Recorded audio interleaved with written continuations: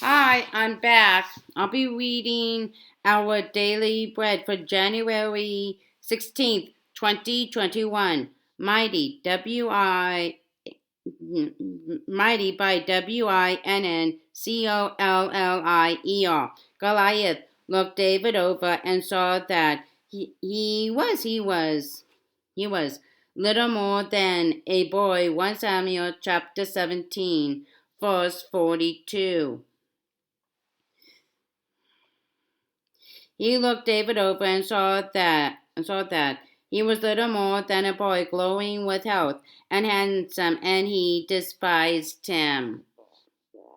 Read 1 Samuel chapter 17, verses 32 and verses 41 to 47.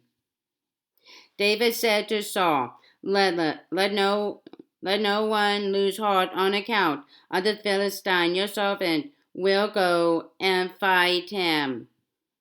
Meanwhile, the Philistine, with his shield bearer in front of him, kept coming closer to David. He looked David over and saw that he was little more than a boy, glowing with health and handsome, and he despised him. He said to David, Am I a dog that you come at me with sticks? And the Philistine caused David by his guards. Come here, he said, and I will give your flesh to the birds and the wild animals. David said to the Philistine, You come against me with sword and spear and javelin, but I come against you in the name of the Lord Almighty, the God of the armies of Israel, whom you have defied. This day the Lord will deliver you into my hands, and I will strike you down and cut off your head. This very day I will give the carcasses of the Philistine army to the birds and the wild animals, and the whole world will know that there is a God in Israel. All those gathered here will know that it is not by sword or spear that the Lord says, for the battle is the Lord's, and he will give all of you into our hands. Bible in a year, Genesis chapters 39 and 40, and Matthew chapter 11. Genesis 39.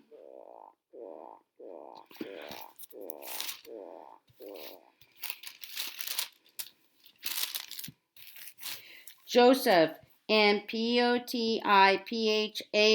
Potiphar's house. Genesis chapter 39.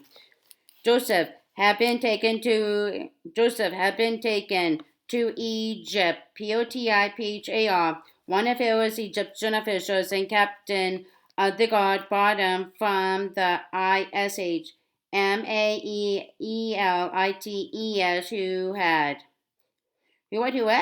who had taken him there. The Lord was with Joseph, so he became a successful man. He worked in the house of his Egyptian master. Joseph's master saw that the Lord was with him, and that the Lord made everything he did successful. Potiphar liked Joseph so much that he made him his trusted servant. He put him in charge of his household and everything he owned. From that time on, the Lord blessed the Egyptian household because of Joseph. Therefore, the Lord's blessing was on everything Potiphar owned in his house and in his fields. So he left. All that he owned in Joseph's care. He wasn't concerned about anything except the food he ate. He ate. Joseph was well built and handsome. After a while, his master's wife began to desire Joseph. So she said, Come to bed with me. But Joseph refused and said to her, My master doesn't concern himself with anything in the house. in the house. He trusts me with everything he owns. No one in this house is greater than I. He's kept nothing back from me except you, because you are his wife. How could I do such a wicked thing and sin against God? Although she kept asking Joseph day after day. He refused to go to bed with her or to be with her. And to be with her. One day he went into the house to do his work, and none of the household servants were there. She grabbed him by his clothes and said, "Come to bed with me." But he ran outside and left his clothes in her hand. When she realized that he had gone, but had left his clothes behind, she called the household servants and said to them, "Look, my husband brought this Hebrew here to fool around with us. He came in and tried to go to bed with me, but I screamed as loud as I could. As soon as he heard me scream, he ran outside and left his clothes with me. She kept Joseph's clothes with her until his master came home. Then she told him the same story. The Hebrew slave you brought here came came in and came in and tried to fool around with me, but when I screamed, he ran outside and left his clothes with me." When Potiphar heard his wife's story, especially when she said, "This is what your slave did to me," he became very angry. So Joseph's master arrested him and put him in the same prison where the king's prisoners were kept. While Joseph was in prison, the Lord was with him. The Lord was with him. The Lord reached out to him with his unchanging love and gave him protection. The Lord also put Joseph on good terms with the warden. So the warden placed Joseph in charge the of all the prisoners who were in that prison. Joseph became responsible for everything that they were doing. The warden paid no attention to anything under Joseph's care because the Lord was with Joseph and made whatever he did successful. Joseph in prison, Genesis chapter 40. Later the king's cupbearer and his baker offended their master, the king of Egypt. Pharaoh was angry with his chief cupbearer and his chief baker. He put them in the prison of the captain of the guard, the same place where Joseph was a prisoner. The captain of the guard assigned them to Joseph, and he took care of them. After they had been confined for some time, both prisoners, the cupbearer and the baker for the king of Egypt, had dreams one night. Each man had a dream with its own special meaning. When Joseph came to them in the morning, he saw that they were upset. So he asked these officials of Pharaoh who were with him in his master's prison, "Why do you look so unhappy today?" "We both had dreams," they answered him, "but there is no one to tell us what they mean." "Isn't God the only one who can tell what they mean?" Joseph asked them. Why don't you tell me all about them?" So the chief cupbearer told Joseph his dream. He said, "In my dream, a grapevine with 3 branches appeared in front of me. Soon after it sprouted, it blossomed. Then its clusters ripened into grapes. Pharaoh's cup was in my hand, so I took the grapes and squeezed them into it. I put the cup in Pharaoh's hand." "This is what it means," Joseph said to him. "The 3 branches are 3 days. In the next 3 days, Pharaoh will release you and restore you to your position. You will put Pharaoh's cup in his hand as you used to do when you were his cupbearer. Remember me when things go well for you, and please do me a favor. Mention me to Pharaoh and get me out of this prison. I was kidnapped from the land of the Hebrews, and even here I had done nothing to deserve being put in this dungeon. The chief baker saw that the that the that the meaning Joseph had given to the cupbearer's dream was good. So he said to Joseph, I had a dream too. In my dream, 3 baskets of white baked goods were on my head. The top basket contained all kinds of baked goods for Pharaoh, but the birds were eating them out of the basket on my head. This is what it means, Joseph replied. The 3 baskets are 3 days. In the next 3 days, Pharaoh will cut off your head and hang your dead body on a pole. The birds will eat the flesh from your bones. 2 days later, on his birthday, Pharaoh had a special dinner prepared for all his servants. Of all his servants, he gave special attention to the chief cupbearer and the chief baker. He restored the chief cupbearer Tutu to his position. So the cupbearer put the cup in Pharaoh's hand, but he hung the chief baker just as Joseph had said in his interpretation. Nevertheless, the chief cupbearer didn't remember Joseph. He forgot all about him. Matthew chapter 11.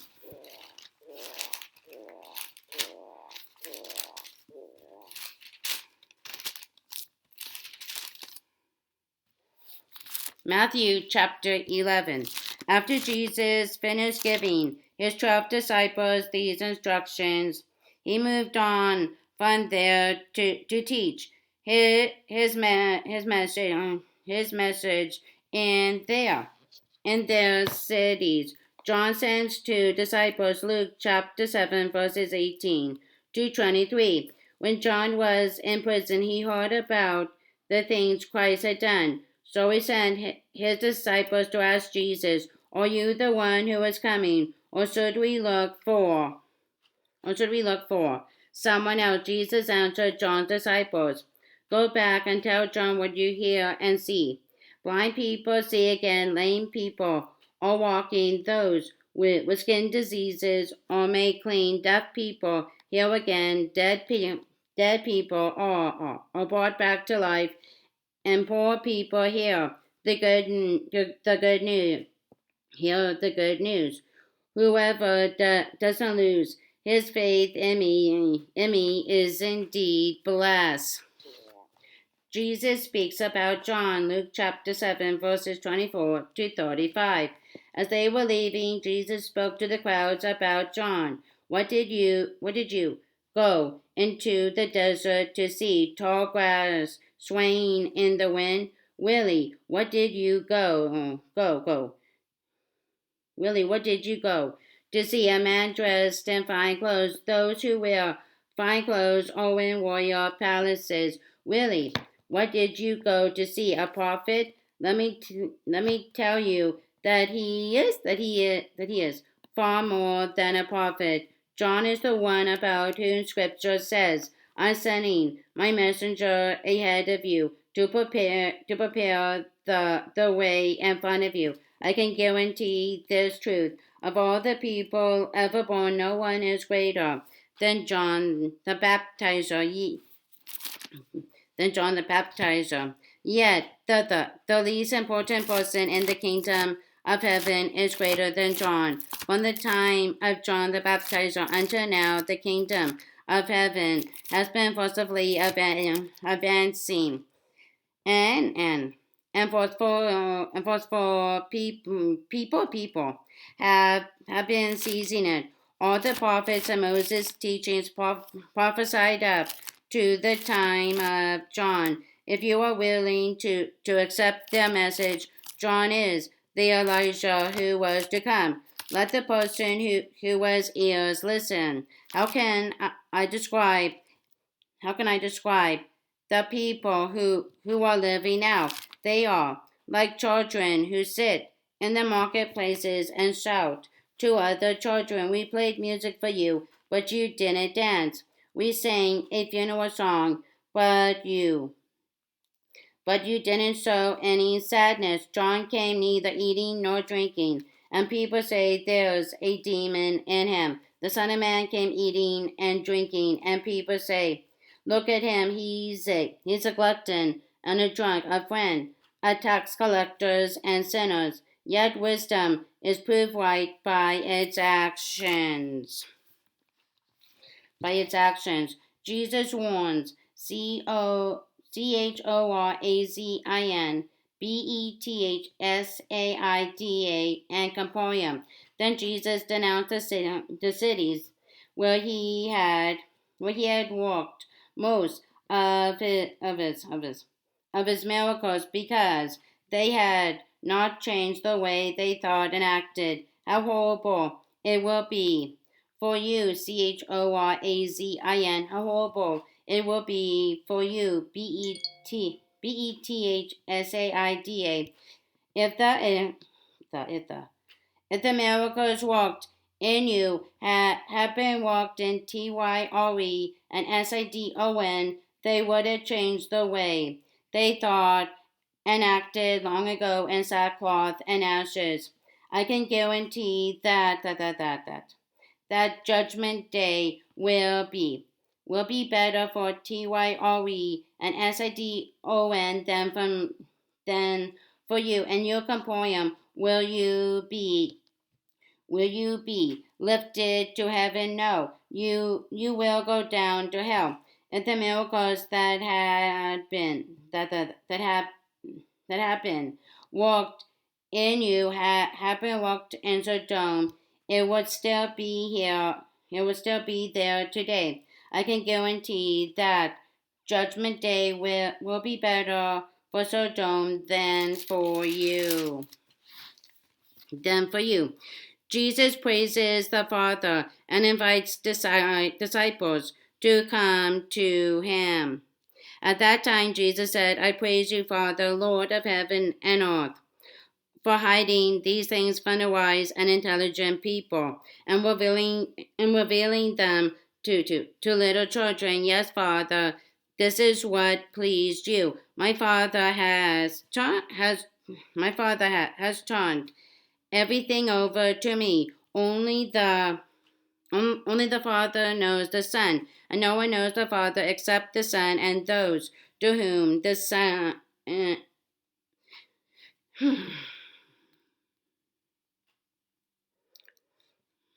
Only the Father knows the Son, and no one knows the Father except the Son and those to whom the Son is willing to reveal him. Come to me, all who are tired from carrying heavy loads, and I will give you rest. Place my yoke over your shoulders and learn from me, because I am gentle and humble. Then you will find rest for yourselves, because my yoke is easy and my burden is light. Is light.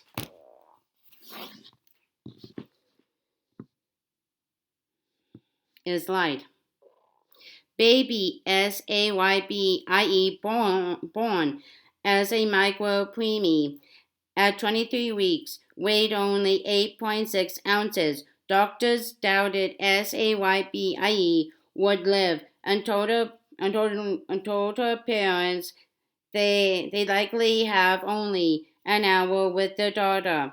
However, Saybie kept fighting. A pink card, narrow quip, declared teeny but mighty. After 5 months in the hospital, Saybie miraculously went home as a healthy 5-pound baby, and she took a world record with her, the world's teeniest surviving baby.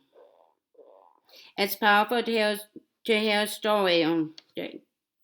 stories of those who beat the odds. The Bible tells one of these stories. David, a shepherd boy, volunteered to fight Goliath, a mammoth warrior who defamed God and threatened Israel. King Saul thought David was ridiculous. You are not able to go out against this Philistine and fight him. You are only a young man, and he has been a warrior from his youth. 1 Samuel chapter 17 verse 33.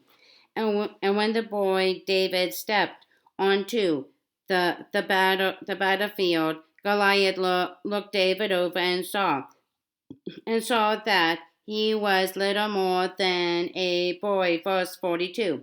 However, David didn't step into battle alone. He came in the name of the Lord Almighty, the God of the armies of Israel. Verse 45. And when the day was done, a victorious David stood above a dead Goliath. No matter how enormous the problem, when God is with us, there's nothing that we need to fear. With His strength, we are also mighty. When do you feel small and insignificant? How can you see God present with you and strengthening you despite insurmountable odds? God, I feel teeny today. God, I feel teeny today. Left to myself, there's no way forward, but I trust you to be with me and guide me. I'm trusting in your strength.